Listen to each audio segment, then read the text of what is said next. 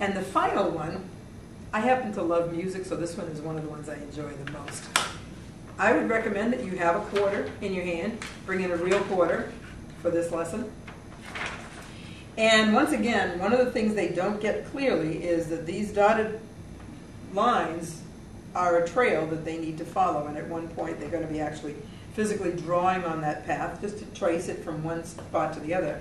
But the first time they hear this tape, and be sure, by the way, before you start this lesson, be sure to check with the teacher the week before to be sure there is a cassette tape deck, because a lot of them will have a CD player, which may or may not have a cassette tape player. So if you have one of your own, that's great, but be sure you have the equipment to play this tape, because it's not to be missed. It's really a fun tape.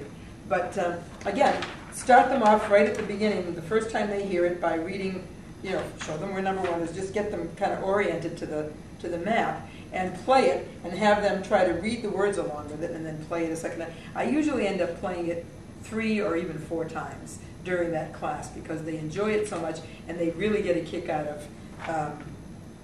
of learning the words. And the final time around, the quarter physically goes from one person to the other. I hand it to one child, whoever's volunteering to be the mint, and start the ball rolling. And it goes around, to 7 different students and back to the origin.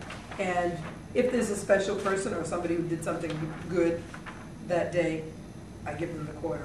Once or twice we've had a birthday child that day, and they get the quarter. So whatever. You can find a way maybe to use that as a little bit of a prize as well. But that's a really fun thing. Just be sure you have a cassette player.